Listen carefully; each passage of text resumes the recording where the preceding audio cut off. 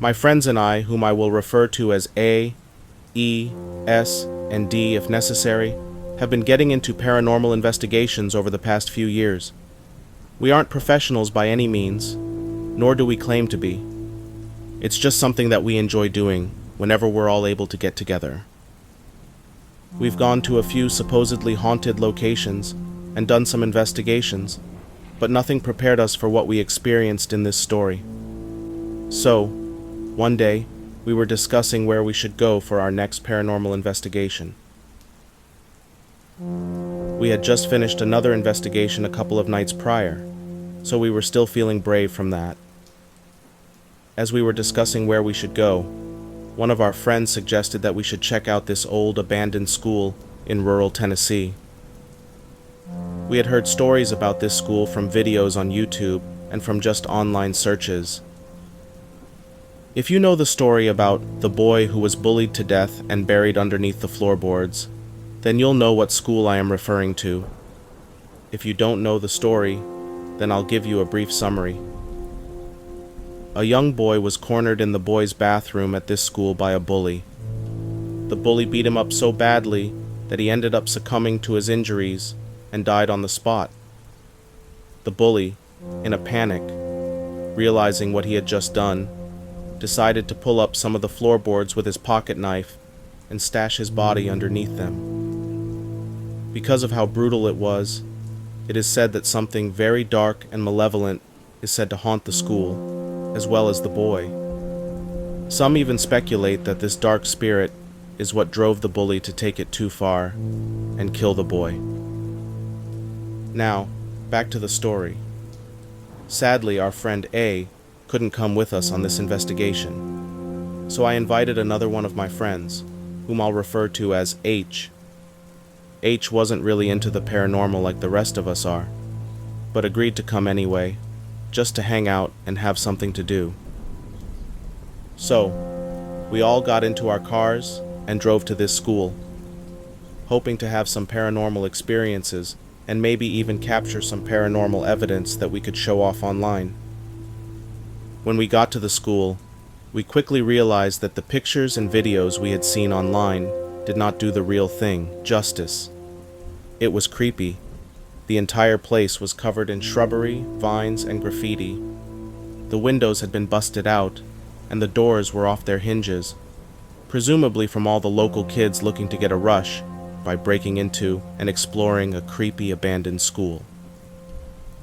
We walked around the school and eventually found the entrance to the basement, which apparently you are not supposed to go into, especially the boiler room.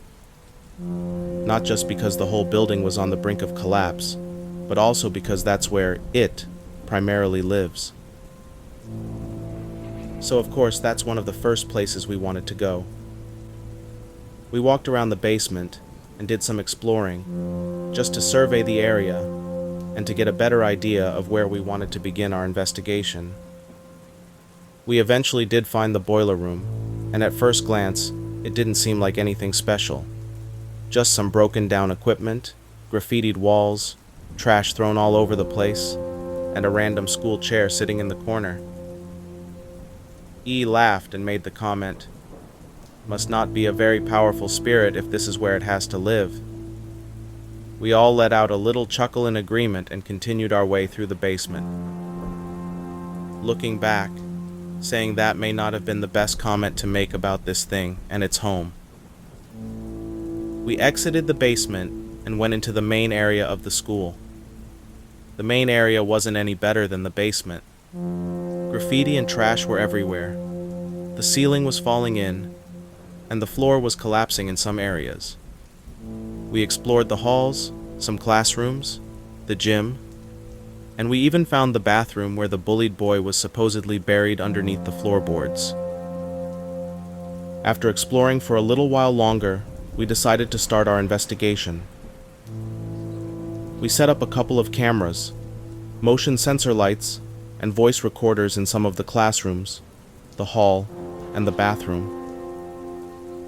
As we were doing our investigation, 3 of us were in one of the classrooms, while myself and H were in the hall right outside. The three of us that were in the classroom were playing around with some dowsing rods and a spirit box. If you don't know what dowsing rods are, they are basically two copper rods that can spin freely, and they are used as a way for spirits to communicate with you, either by crossing the rods or pointing. The spirit box is a device that quickly cycles through radio waves and allows spirits to talk through the frequencies. As they were asking their questions in the classroom, myself and H were staring down the hall. At the end of this hall is what we assumed was a staircase, but we couldn't be too sure because we couldn't reach that area due to the floor having collapsed. As myself and our friend were looking down this hall, we heard a loud bang come from the far end where this staircase was. We quickly shined our lights in the direction of the noise, but we didn't see anything. We kept watching for a minute just in case something or someone came out. But after a couple of minutes of nothing, we just assumed it was an animal or something. Eventually, I made my way into the classroom with the others, while H stayed in the hall. As we were asking our questions and hoping for a response through the dowsing rods or spirit box, I noticed H in the hall. He was ghostly white and fixated on the area where we had heard that noise prior. I asked him, "What's wrong?" To which he said, "I don't want to freak you guys out, but I swear I just saw someone poke their head out from around the corner and look right at me." We were all kind of like, "Oh, it's probably just your mind playing tricks on you." But he was still very insistent on what he saw. Now we had seen and heard things during our investigations before, but something about the way H looked had us all a little spooked. H insisted that we should move on to another area, so we obliged him and went back to the main foyer where we had entered. We were standing there talking about where we should go next when we heard what sounded like a child's laugh coming from the classroom where we had just been. We all instinctively shut up and froze in place. Finally, our friend S broke the silence. What was that? Eventually, E built up the courage to go see what it was. He started making his way back to the classroom when something told me that it wasn't safe for him to go back in there. I quickly grabbed his arm and said, "I don't think that's a good idea," to which he brushed off and proceeded to head towards the classroom. A split second later, we heard a loud crunch and a crash come from the room, so we all ran to see what it was. When we reached the classroom, we were horrified to see that the floor had collapsed right where we had been standing moments earlier. Had something not told me that it wasn't safe, I wouldn't have grabbed E's arm, and he probably would be at the bottom of the school right now, if not dead, then very hurt. As we stood there in shock of what had happened, we began to feel very grateful that the floor hadn't collapsed while we were all standing in there. We decided that that was enough of the classrooms, and we made our way into the gym. The floors felt much safer there. We continued our investigation, and thinking back now, we should have left after our friend almost died, but we were dumb and wanted to go on. I took the dowsing rods and began asking those generic questions, such as, "Is anyone there? Can you tell us your name?" Eventually, I asked the question, "Can you point to where you are?" And to my surprise, the rods pointed in the direction of the darker corner of the gym.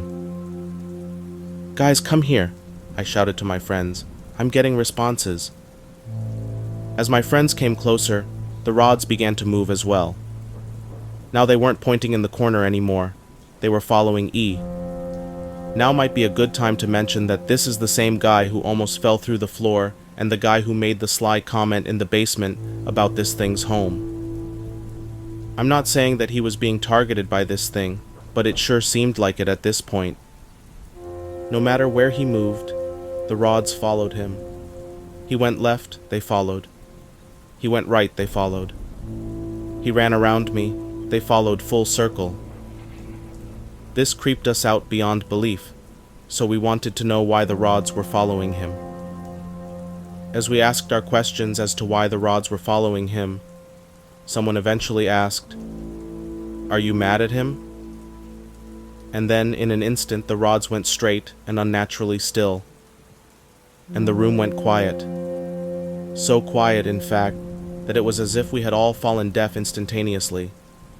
I got this insanely bad feeling as if something very evil had just entered the room. A few seconds later, I felt something strong physically grab the ends of the rods in my hands.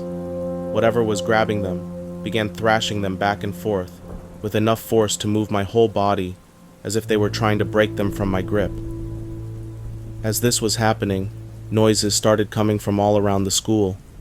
It sounded like doors and lockers slamming, things being thrown down the halls and all around us, as well as screaming. Though admittedly the screaming may have been coming from us, it didn't help our situation by any means. We were all terrified. We had never experienced anything like this before. Then, H, the same guy who saw the thing at the end of the hall, pointed in the direction of the dark corner of the gym, pointed and let out a guttural, blood-curdling scream. We didn't even bother to look and see what he was pointing and screaming at. The only thing on our minds at this point was, "Get out now." We all quickly grabbed our things and sprinted out of the school, back to our cars. We got in and peeled out of there as fast as we could. We met back up at my place, still obviously shaken up by what had just happened. After taking a while to process this experience and decompress, we asked H what he had seen. He tells us that as everything was going on, he investigated the corner of the gym and saw something horrifying. He described seeing a massive thing, probably 7 feet tall, standing in the corner. It had unnaturally long arms that were spread out wide. Its head had long devilish horns, and its mouth was open so wide that you could probably fit your head into it. He said on top of that, though, on its unusually large mouth was a smile more sinister than you could ever imagine. Knowing that something like that was so close to us was bone-chilling. In my opinion, we were lucky to make it out alive. We've never returned to that school, and have no intention of ever going back. As far as we're concerned, if that old school was demolished and the rubble was burned, they'd be doing the world a favor. Maybe it would destroy, or at the very least, trap whatever that thing was in there for good. If you know the school, I highly suggest that you never go inside, or even go onto the property. Save yourself the possible trauma. Believe what you want, but that night will forever be burned into our minds and haunt us in our nightmares.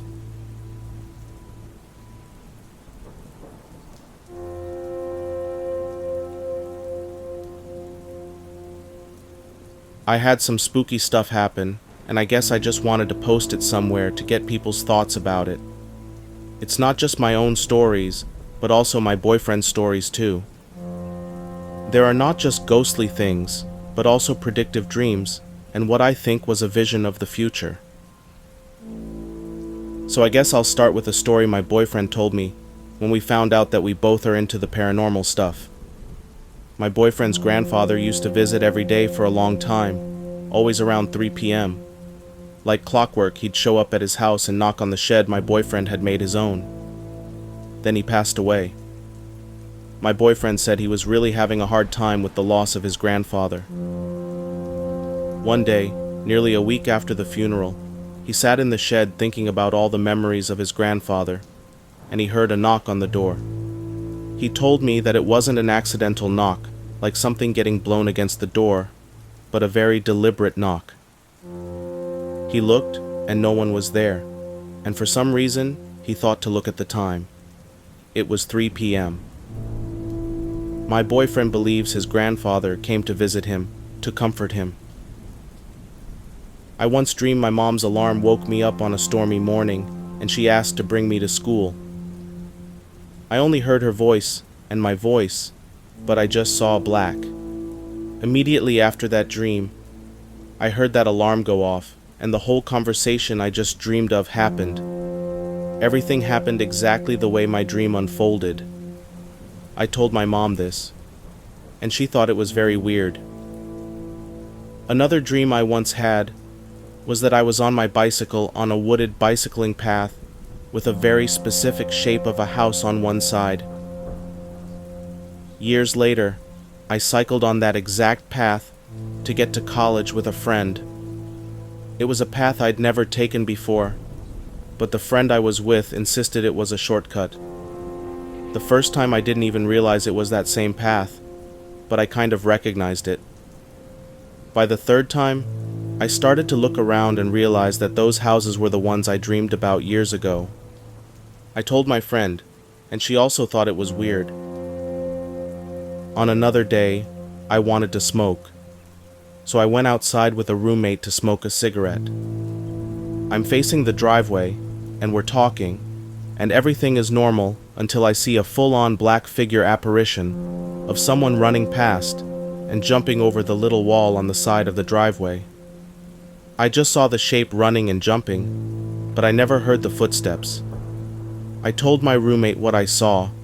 We got spooked. We put out our cigarettes and went back inside. I lived in a counseling home at the time, and we had a very troubled roommate. This relates to the story because days later, there was an incident involving him stealing the head counselor's keys and running and jumping the path I saw that apparition running and jumping. I told one of the counselors what I saw and joked that I saw the future that day, and he said, "It's maybe a possibility considering that I had those dreams." I live in a small apartment. It has a hallway, a kitchen, and a bathroom with room for a laundry machine, but my living room and bedroom are the same room. The spot where my bed stands is against the wall and directly behind the door that leads out of the hallway. I have 2 of those IKEA compartment cupboards stacked on their sides to divide my sleeping space from the rest of my living space, much in a feng shui manner. One night, during the first couple of weeks I lived here, I went to sleep. As I drifted off, I heard heavy breathing coming from directly beside my bed, in my ear. Those stacked closets stood directly against my bed, and I was home alone. So needless to say, I was wide awake again. I got on my phone to calm my nerves, and after about 30 minutes, I calmed down enough to try and go to sleep again. As I drifted off again, I heard heavy breathing coming from the same spot, and at that point, I decided to just put on my headphones and watch some YouTube until I fell asleep. Later that same night, I woke up to take my headphones off and went to turn around. For a split second, with my half-asleep mind, I thought I saw a figure standing at the foot of my bed. It didn't even register what I saw until about 2 seconds later when I looked again, wide awake this time, but there was nothing there. I play bass guitar, and my guitar stands against the wall at the foot of my bed, but I'm about 90% sure that wasn't it, because the figure I saw was much taller and in a different spot than my guitar. I stayed at my boyfriend's place one weekend, and we were in his shed. We both smoke, and it was winter. Between us on the table was a small electric heater for me, with an ashtray on top so we both could reach it. I went to shake some ash from my cigarette into the ashtray when it suddenly fell. I was perplexed because I didn't accidentally knock it over. When I explained this to my boyfriend, he at first thought I was messing with him until I showed him that the tray we'd been using is quite heavy and needs some significant force to knock over. I couldn't have knocked it over because it fell towards me when I was stretching my arm toward it. We still don't really know how that happened, but it did, and we've tried recreating what happened. In every physical sense, it wasn't possible. My boyfriend was staying at my place, and this happened in the middle of the night when I was asleep. He told me this. He was sitting on one of the chairs I own, watching YouTube. Out of nowhere, he heard a low growling coming from my bathroom, and he went to check what it was. It wasn't the plumbing. My boyfriend is pagan, and demons manifest the same in paganism and Christianity. He smelled the bathroom, and there was a very strong sulfur or rotten egg smell. This scared him so badly, he literally fled from my house. Before the comments go off on him about leaving me, I was fine. But I did scold him because what if it was an actual danger? This is all I've got so far. But if I remember something else, I'll be sure to post.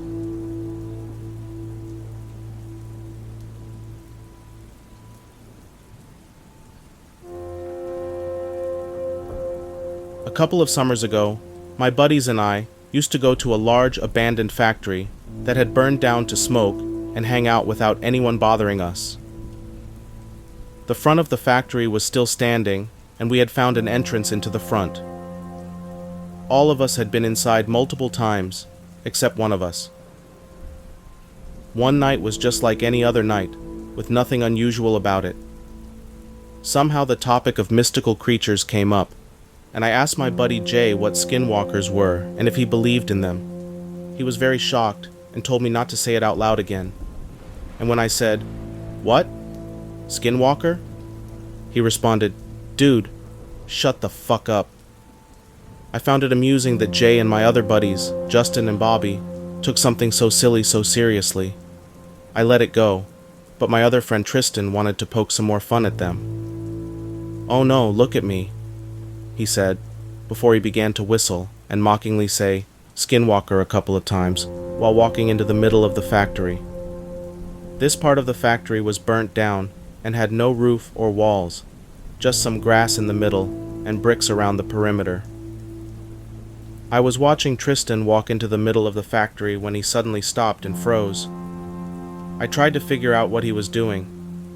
He then began to walk back and looked at me, threw his hand in the air while pointing in a circular motion, and mouthed some words that I couldn't understand. I said, "What?" And he repeated himself more clearly, "Get in the car." Everyone except me frantically did. We had taken 2 separate cars to the factory, so I drove Justin and Tristan to where Justin's car was so they could both leave. Justin hopped out of my car, sprinted to his, and started it. Tristan opened the back door to get what he told me was his jacket, and got up to go to the passenger seat of the car. But before he could take a step, his head darted to the left, and he jumped in the back seat of the car and screamed, "Drive!" They sped off. In that moment, I was a little scared, but mostly confused about what was going on.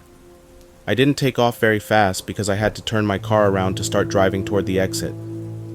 I looked in my rearview mirror at Jay and Bobby, asking them what had happened or if they saw why Tristan had jumped in the back seat.